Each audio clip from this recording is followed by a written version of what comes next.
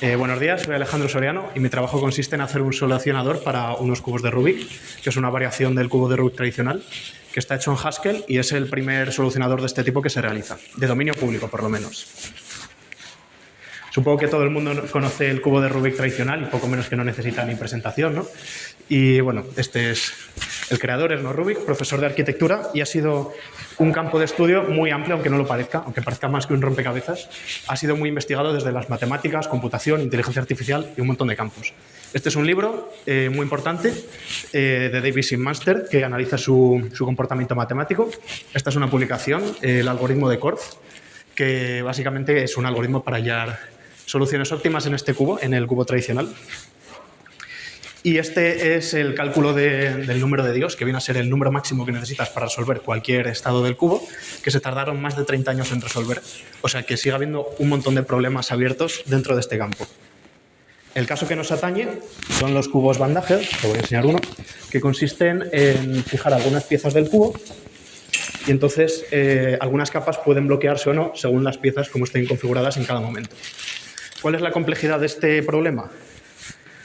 Bueno, no lo he dicho, los cubos son configurables y el usuario puede establecer bloqueos de distintos tamaños, distintas figuras, distintos tipos, y el solucionador tiene que ser general. ¿Cuál es la complejidad de este cubo?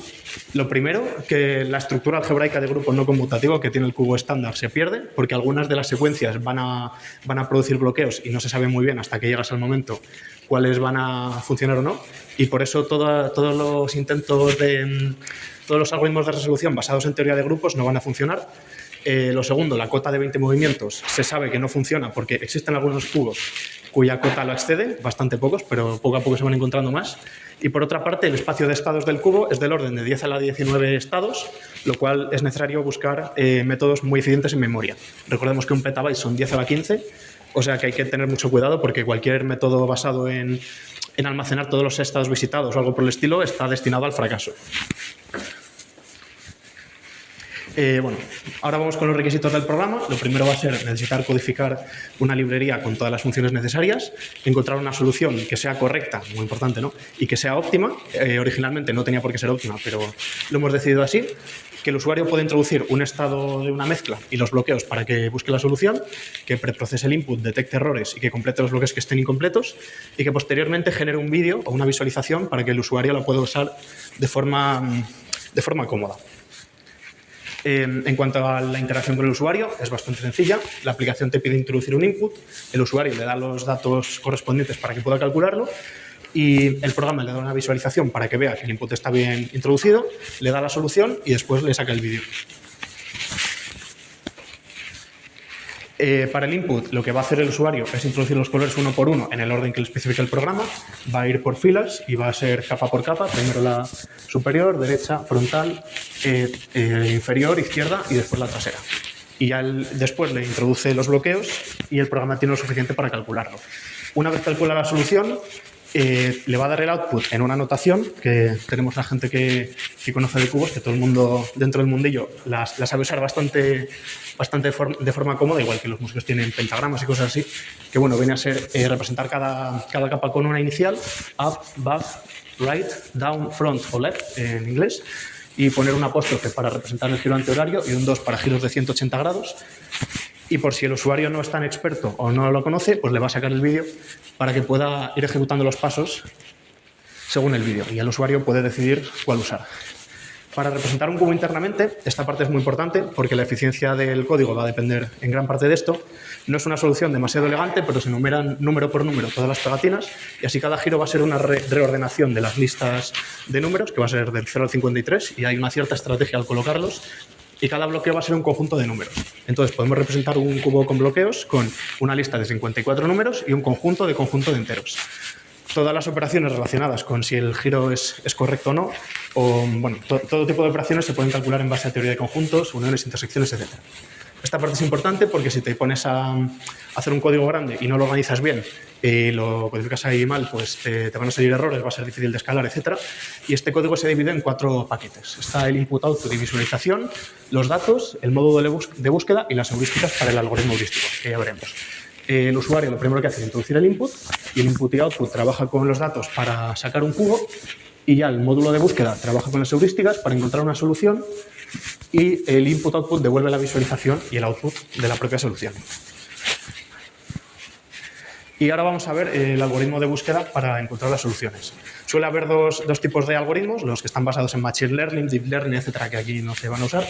Los algoritmos clásicos, que en este caso va a ser un algoritmo heurístico. Está basado en el algoritmo de Korf, que va a ser la adaptación, que es el que vimos para 3x3 sin bloqueos, que está basado en el algoritmo ida estrella. Es un algoritmo en profundidad iterativa que va poco a poco avanzando la profundidad del árbol de búsqueda. Las heurísticas van a estar almacenadas en bases de patrones y esto es lo que buscamos, la complejidad lineal en memoria con respecto a la profundidad para que sea eficiente. No lo he dicho, la complejidad temporal va a ser exponencial porque bueno, el árbol de búsqueda crece de manera exponencial según vas haciendo giros y bueno, es el factor de ramificación promedio que viene a ser el número de hijos que tiene cada nodo. Vamos a ver un ejemplo del algoritmo de búsqueda. Lo que va a hacer es, poco a poco, establecer una cota de profundidad máxima, buscarlo utilizando el algoritmo de profundidad, de búsqueda en profundidad, que es eficiente en memoria, y si no encuentra la solución, que ahora explicaré los colores, avanza la profundidad y vuelve a buscar. Y así de forma repetitiva hasta que encuentra la profundidad necesaria. Lo bueno de este algoritmo es que eficientemente, o sea, en memoria es muy eficiente, lo malo es que repite cálculos, pero poco menos que no nos queda otra. En cuanto al algoritmo, se definen, como en muchos algoritmos heurísticos, tres funciones. La g de n, que son el número de la distancia o el número de movimientos que hemos realizado hasta el estado en el que estás. N es un estado arbitrario. H de n es una heurística, que viene a ser el número de movimientos mínimo que necesitas para resolverlo. Y la f es la suma. Entonces, fijas una profundidad, exploras solo los nodos que son menores o iguales a la profundidad en la que estás, y los que son mayores los descartas, y una vez terminas una búsqueda vas a actualizar la siguiente búsqueda por el menor de los que han excedido esa profundidad. Vas a empezar por la heurística del nodo inicial y vas a seguir repitiendo, ¿no? Vamos a ver un poco algún ejemplo con esto. Bueno, en el primer caso se pone profundidad 1 porque es la heurística del inicial, se busca en profundidad y aquí podemos ver algún caso. Llevamos un movimiento y nos quedan 3, pues supera el 1, lo descartamos por completo y el que se va a actualizar es este 2, que bueno, es 1 que llevamos más 2 que nos quedan, va a ser 3 la siguiente profundidad. Entonces, este algoritmo nos permite descartar la profundidad 2 e ir a la 3. Aquí vuelve a hacer lo mismo, guarda con 2 que llevamos y 2 que nos quedan, que es el naranja, hasta que ya en profundidad 4 llega a encontrar la solución. Luego, obviamente, los algoritmos son ideas, siempre tienes que adaptarlo a tu caso y lo que te interesa en los cubos es qué rama has cogido para ver qué movimiento has hecho, no tanto los estados intermedios. Hay algo muy interesante también que se puede hacer y es que, evidentemente, el factor de ramificación va a ser lo que te diga un poco la complejidad del algoritmo. Tú puedes pensar que hay 6 capas, 3 movimientos por cada una y el árbol va a ser de una exponencial de base 18. Pero esto se puede reducir usando un poco de estrategia y lo puedes reducir a 3, a 6, dependiendo del caso. Lo primero que puedes hacer es que si un bloque tiene varios centros, los puedes primero calcular qué capas puedes mover y cuáles no y reducir este árbol. Y lo segundo que puedes hacer es utilizar las secuencias canónicas. Lo primero, si un movimiento lo has hecho ya, si has movido una capa, la siguiente no la repites. Y si mueves capas paralelas, vas a llegar al mismo estado y los vas a duplicar, ese subárbol. Entonces lo eliminas. Y solamente almacenando el último movimiento que has hecho, puedes reducir estos árboles a un factor de promedio de 13,34 en el peor caso o incluso menor. Esos números son unos cálculos un poco más complejos, pero no los voy a detallar. Y ahora vamos con la parte de las heurísticas. Vamos a usar las heurísticas de un 3x3 convencional sin bloqueos, porque sigue siendo admisible. Si tú tienes que llegar a un punto que está a 1 kilómetro, toda distancia real va a ser como mínimo 1 kilómetro y muy seguramente sea más. Y si tú le pones obstáculos va a ser más. Entonces te aseguras de que sea admisible, que es un requisito fundamental en este algoritmo. Lo que vas a necesitar por motivos de eficiencia es saber el número de movimientos que te quedan para resolver las esquinas, la mitad de aristas por un sitio y la mitad por el otro. Después coges el máximo para que sea admisible y estas heurísticas van a estar precomputadas. Para precomputarlas partes del estado resuelto y vas haciendo todos los giros posibles hasta una profundidad determinada y así de esta forma las almacenas. Si lo haces de esta manera, tienes 173 millones de posibles configuraciones y esto por eso se dividen las aristas en dos subconjuntos, porque estos números combinatorios empiezan a crecer y necesitarías si no gigabytes de memoria. Para almacenarlas, lo que puedes hacer es indexarlas de forma muy estratégica porque en vez de utilizar alguna estructura de datos rara o lo que sea, puedes guardarlo en vectores de enteros directamente y calcular la posición que necesitarías para cada estado, lo cual es algo que funciona de maravilla. Necesitarías de esta manera 173 megabytes porque puedes usar enteros de un solo byte porque son números del 0 al 20, esto ya está demostrado, y de esta forma pues ya tienes los números de esquinas de aristas, fijas utilizando un algoritmo que te da una función de hashing perfecta, calculas un número, te vas al vector en esa posición y ya puedes almacenar o leer ese número. Eso funciona rapidísimo. Las funciones de hashing perfectas no las voy a detallar, pero para la orientación puedes calcular un número en base 2 o en base 3 y ver qué número está definiendo en esa base, ¿no? En base binaria. Gracias. Y para la permutación lo que se pueden ordenar, lo que puedes hacer es ordenar en orden lexicográfico las permutaciones o variaciones y hay un algoritmo en complejidad cuadrática que los ordena y te calcula el número que necesitas. Vamos a ver un vídeo rápido no encuentro, del funcionamiento de la aplicación. El usuario, como ya dije, va a introducir las pegatinas color por color. Estos son las siglas de los colores en inglés, red, green, yellow, etc. Y va a introducir los bloques estableciendo con un más la pieza que es. Entonces, por ejemplo, dice orange, white, green, unido a con un más, white, green. Y una vez que lo introduce, saca la solución con la anotación y, como podemos ver, la parte más lenta es la de generar el vídeo. Así que se puede un poco engañar al usuario si algo tarda. Bueno, el usuario puede comprobar que la mezcla ha introducido el input bien.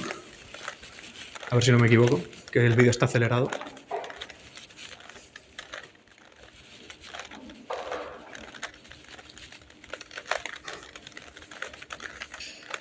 El usuario puede ver que lo ha resuelto correctamente.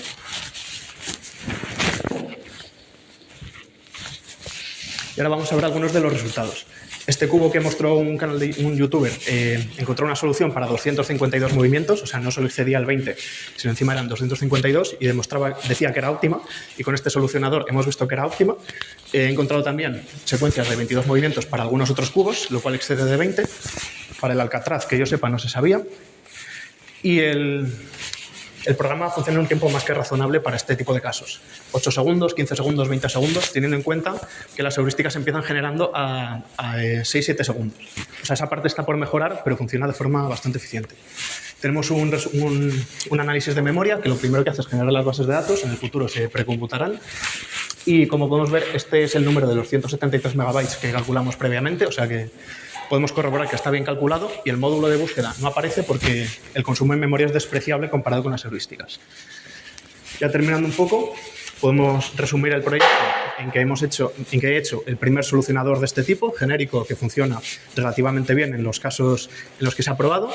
Se puede utilizar como demostrador para demostrar nuevos resultados y esta es la primera versión con un funcionamiento más que mejorable. ¿Qué cosas se pueden mejorar?